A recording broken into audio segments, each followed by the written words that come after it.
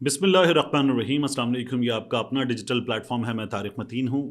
ایک تو سب سے پہلے آپ کو یہ چہرہ یاد رکھنا ہے، یہ چہرہ مت بھولیے گا، یہ اسحاق ڈار کا چہرہ ہے۔ ان کے بارے میں یہ دعویٰ کیا گیا تھا 2019 میں کچھ لوگوں کی جانب سے کہ یاد آتی ہوگی اسحاق ڈار کی۔ اسحاق ڈار آپ کو یاد آتا ہوگا کیا حال کر دیا ہے۔ 2019 میں دعویٰ ہوا تھا کہ عمران خان نے معیشت کا کیا حال کر دیا ہے۔ یہ جو آپ دیکھ رہے ہیں انصار عباسی صاحب، ان کا یہ دعویٰ تھا۔ انصار عباسی صاحب معیشت کے حالات پہ اسحاق ڈار صاحب کو یاد کر رہے تھے۔ تب اسحاق ڈار مفرور تھے اور یہ پی ٹی آئی کی حکومت میں مفرور نہیں ہوئے تھے۔ اسحاق ڈار مفرور ہوئے تھے اپنی حکومت میں، اس وقت کے وزیر اعظم کے تیاری میں بیٹھ کر مفرور ہوئے تھے۔ واپسی بھی وزیر اعظم کی تیاری میں ہوئی۔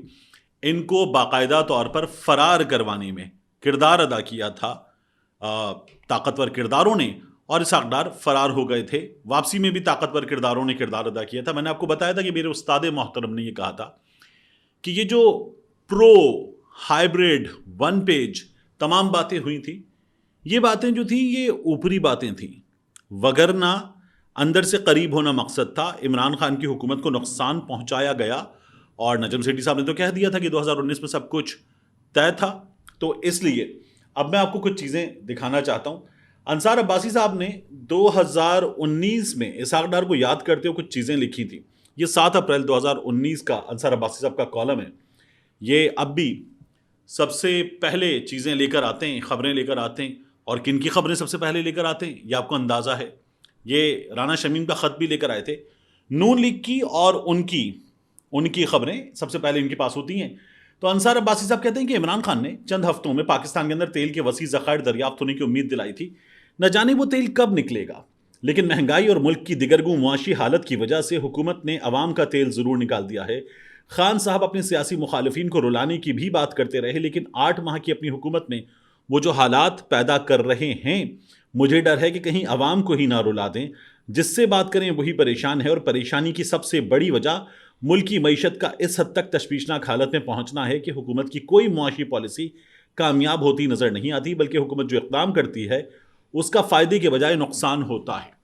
ایگزیکٹلی یہی پیرا اٹھائیے اور اب رکھ دیجئے آپ عمران خان کی حکومت جب اپریل کے دوسرے ہفتے میں چلی گئی ہے اس جگہ، اور پھر 8 مہینے ان لوگوں کے، ان تجربے کاروں کے 8 مہینے رکھ دیجئے، اور انصار عباسی صاحب سے کوئی بھی شخص سوال کرے کہ ہاں بھائی کہاں ہیں اب آپ کے تجربہ کار اسحاق ڈار صاحب، نون لیگ، تجربہ کار نون لیگ، آپ کے بیسٹ ایڈمنسٹریٹر شہباز شریف صاحب، یہ تمام لوگ جو آئے تھے مہنگائی کم کرنے کے لیے، کہاں ہیں یہ لوگ؟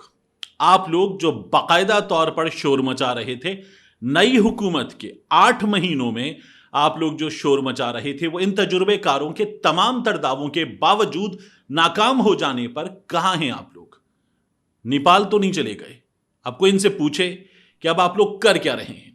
یہی پورا کا پورا پیراگراف اٹھائیے اور منہ پہ رکھ دیجئے اسحاق ڈار کے، یہی پورا کا پورا پیراگراف اٹھائیے منہ پہ رکھ دیجئے مفتاح اسماعیل کے، یہی پورا کا پورا پیراگراف اٹھائیے منہ پہ رکھیے مریم کے، حمزہ کے، شہباز کے، نواز کے، ان تمام لوگوں کے، بلاول کے، فضل الرحمان کے، آصف علی زرداری کے، اور پوچھئے کہ کیا کر رہے ہو؟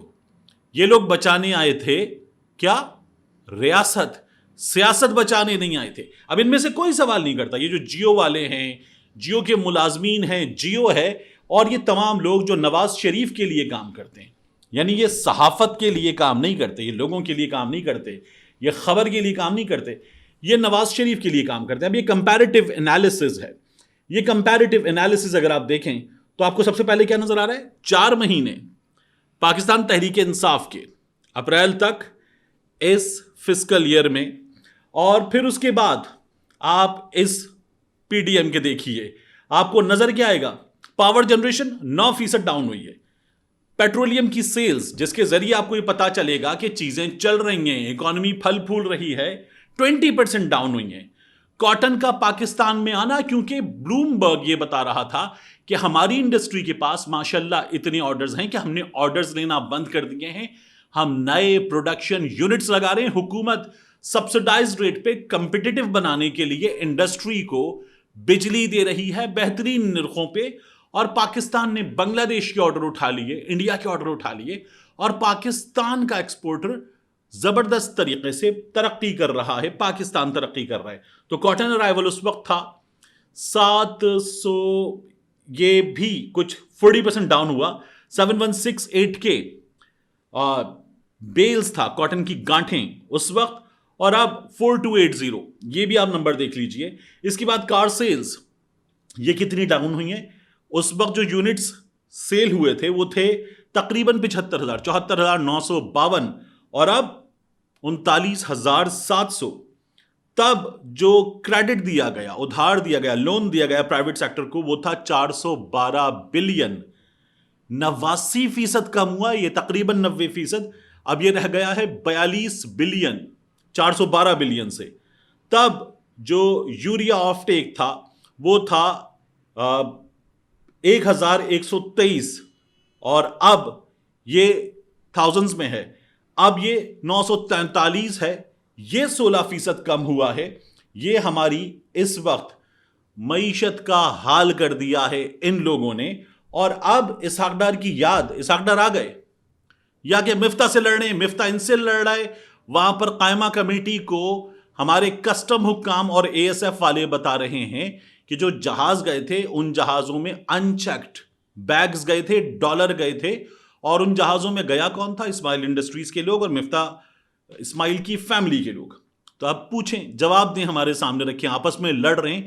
یہ لڑائی جو ہے, اس لڑائی کے چکر میں اس خبر سے توجہ نہ ہٹے, یہ ہمارے سامنے اس وقت ہونا چاہیے. اللہ کی لاٹھی بے آواز ہے. یہ لوگ آئے تھے نا کہ کچھ بھی نہیں سنبھل رہا ملک میں, اور یہ سنبھالنے آئے تھے. سب کباڑا کر کے رکھ دیا ان کے تجربے کار اسحاق ڈار نے. اور اب اسحاق ڈار کیا فرمانے؟ I don't care. I M F کے معاملے میں آئی ڈونٹ کیئر. یہ لوگ آئی ایم ایف سے بھی کیے گئے معاہدے جو عمران خان نے غلط کر لیے تھے پورے کر رہے تھے. لوگ تو پوچھ رہے ہیں کیا اب انڈا اس لیے مہنگا ہے کہ عمران خان مرغیوں سے غلط معاہدے کر کے چلا گیا تھا؟ کیا اس لیے انڈا مہنگا ہے؟ پہلے ہمارا میڈیا دن میں پورا دن صبح 9 بجے, 12 بجے, 3 بجے, 6 بجے, 9 بجے, رات 12 بجے ہر بلیٹن میں مہنگائی, انڈے کا نرخ, مرغی کا نرخ, پیاز کا نرخ, ٹماٹر کا نرخ, اس پہ روتا رہتا تھا. اب غائب ہیں یہ تمام چیزیں, کیونکہ ایسے میڈیا کو پیسہ پھینکا جاتا ہے اشتہارات کا, اور میڈیا چپ ہے اس تمام معاملے پر. لیکن آپ دیکھیے کہ کیا زبردست انداز میں جو لانے والے تھے ان لوگوں کو اس وقت سبق ملا ہے. اللہ کی بے آواز لاٹھی پڑی ہے, اور یقیناً مزہ آ گیا ہوگا. لیکن جس طرح سے یہ لوگ تمام کے تمام چپ ہیں, میں اس پر بڑا حیران ہوتا ہوں کہ کیا شاندار انداز میں ان لوگوں کی اس وقت ایک عدد خاموشی ہے. خود مفتہ اسماعیل کو سنیں, آپ اسحاق ڈار کو سنیں, تو آپ کو ان کی اپنی چیخیں ان کی اپنی حکومت میں نکلتی نظر آ رہی ہیں.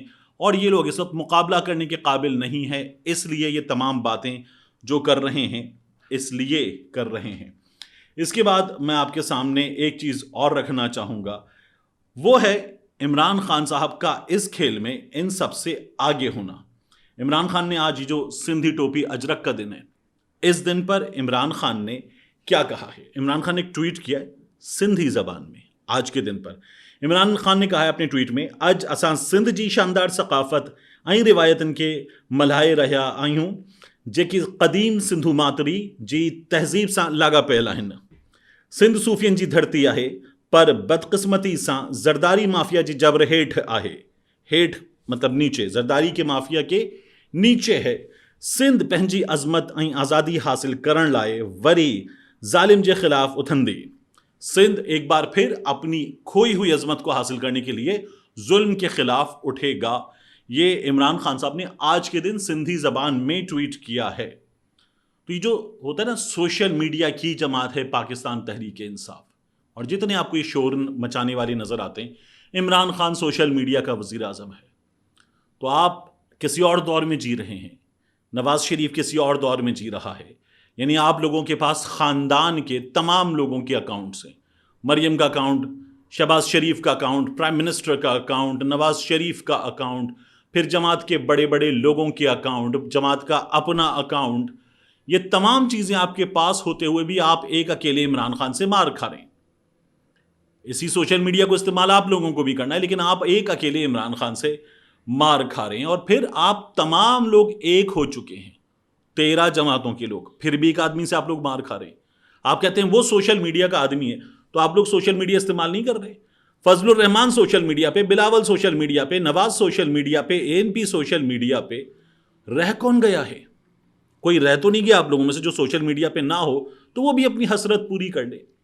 لوگ آپ کو مسترد کر چکے ہیں، نہ صرف یہ کہ لوگ آپ کو سڑکوں پہ مسترد کر چکے ہیں، بلکہ لوگ آپ کو مسترد کر چکے ہیں سوشل میڈیا پر بھی۔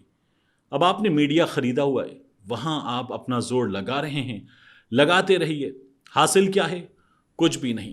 اس وقت معیشت کا کباڑا کر دیا ہے اسحاق ڈار نے، ان کے پیاروں نے، ان چہیتوں نے، لیکن آپ کو ان میں سے کوئی بھی، یہ حامد میر صاحب ہمارے، یہ کہتے تھے ڈالر نیچے آئے گا، بہت نیچے آئے گا، کوئی پوچھے نہ اب ان لوگوں سے۔ جس طرح سے آپ لوگ شور مچاتے تھے، مچائیے اس طرح سے شور۔ وہ ایک گھڑی پکڑ کے شاہ زیب خانزادہ لگا رہے گا اور یہ تمام لوگ شور مچاتے رہیں گے۔ میں آپ کو ابھی بتا دیتا ہوں، ان لوگوں کی پلاننگ یہ ہے کہ عمران خان کو نااہل کیا جائے، نااہل کیا جائے۔ ان کے پاس اس وقت کم از کم 3 پلان ہیں، ان میں سے کسی بھی ایک جگہ عمران خان کو یہ لوگ کروائیں نااہل، نااہلی کے بعد عمران خان کی یہ لوگ کروائیں گرفتاری، اور اس گرفتاری کے بعد جب Imran Khan behind the bars ہو تو یہ لوگ الیکشن کے لیے بات کرنے کے بارے میں، الیکشن پر اعلان کے بارے میں سوچیں۔ لیکن عمران خان کی جماعت، عمران خان خود، ان کے وکلا، یہ تمام لوگ تیار ہیں اس لیگل بیٹل کے لیے بھی۔ عمران خان نے پہلے ہی کہا تھا کہ ان کے خلاف یہ سب کچھ کیا جائے گا، ابھی تک کچھ ملا نہیں ہے۔ آپ کو ایک شخص کو جو تقریباً 3.5 سال پلس وزیر اعظم رہا ہے، اس کے خلاف اگر اب تک ملا ہے ایک مقدمہ گھڑی کا، وہ بھی قانونی معاملات پر، تو پھر بہتر ہے کہ آپ صلح کر لیں۔ یہ جو آپ لوگوں نے اپنا ایکا بنا لیا ہے اور اس ایکے کے ساتھ اگلا الیکشن لڑنے جا رہے ہیں آپ لوگ، تو سوچئے کہ آپ کا وہ دعویٰ کہاں گیا جس میں آپ کہتے تھے کہ عمران خان کو سیاست نہیں آتی۔ جاتے جاتے مجھے آپ سے بات کرنی ہے اعظم سواتی کے معاملے پر۔ اعظم سواتی کا 5 روزہ جسمانی ریمانڈ بلوچستان میں بھی منظور ہو گیا ہے۔ اعظم سواتی پولیس کے پاس ہیں، ان کی جان کو خطرہ ہے، یہ ان کی فیملی کہہ رہی ہے، تجزیہ کار کہہ رہے ہیں، ان کی جماعت کے لوگ کہہ رہے ہیں۔ اس معاملے پر بین الاقوامی انسانی حقوق کی تنظیمیں بھی اب آواز اٹھا رہی ہیں، لیکن ہمارے ہاں یہ معاملہ دیکھا نہیں جا رہا۔ کیوں؟ وجہ ہم سب جانتے ہیں۔